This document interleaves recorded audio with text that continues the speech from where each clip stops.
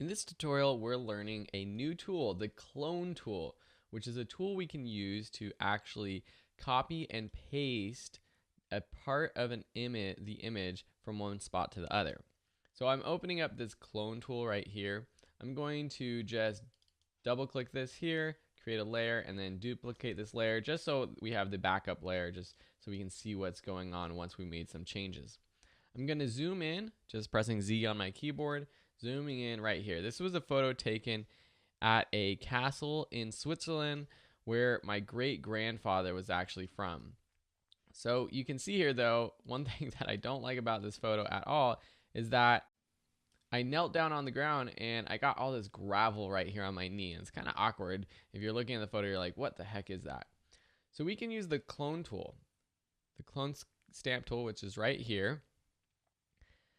If you select it and bring your mouse over here, you see this big circle. So it's similar to a brush. I'm going to make the size smaller, again, using the Control Option, dragging to the left or right way to do it on a Mac. That's a Windows Alt, and then dragging to the left if you're on a PC. If I do anything, if I click, it says, could not use the clone stamp because the area to clone has not been defined. You have to option click to define a source point. So what we have to do is pick a point that we want to copy onto this part. Basically, we want to get rid of this gravel right here. So I'm just going to pick a part where my skin looks similar to that skin. So I'm going to say this skin right here, maybe right to the right of this is where I want to copy. So I'm going to option, and you see the mouse changes, click, alt click if you're on a PC. And then if I move my mouse over, you see that it's kind of grabbing that skin that I just selected. And then if I paint or click, you can see that I am now painting over that gravel. One thing to note though, and I'm going to make a mistake, if I just click and drag over to the left, basically what happens is it's repainting my knee. So it's starting from where I clicked and then it's repainting to that area. So to reselect a different part of my skin that I want to copy, I'm just going to have to option click down here again. So option click and then just paint on. Dealing with edges is a little bit tricky. You have to kind of find a good edge and then move it up. So option click, find an edge, move up. Option click, find an edge, move up. And sometimes you might have to play around with the other edges. So I'm just option clicking in the dark part of, I think this is Isabel's jeans right now, to get a good solid edge. It's like one little part right here that looks a little funky, so I'm going to do that. Now if I turn this on and off, if you would have never seen my knee before, you would have never known that this gravel was here. And especially if I zoom out and then turn on and off, it just disappears. And that's the clone tool.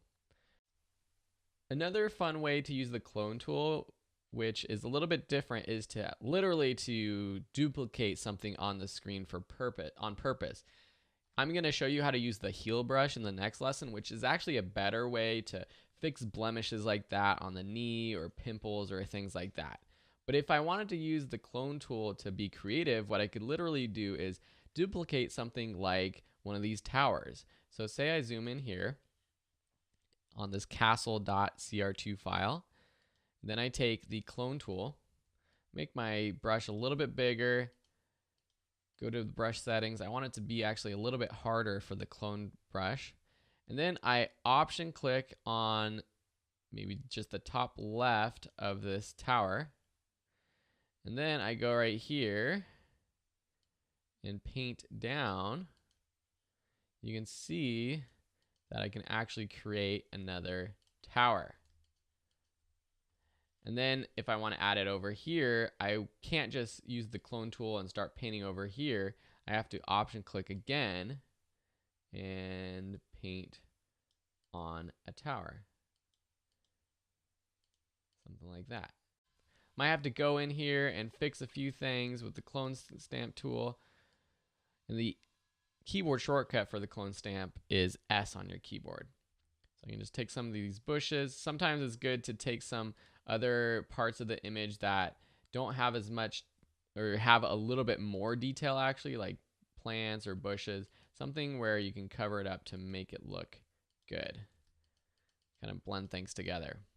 So I didn't duplicate the original layer so I can see the before and after, which probably would have been a good idea, but I can go to history and go to the beginning where it's open and then go to the last clone stamp just to see the before and after.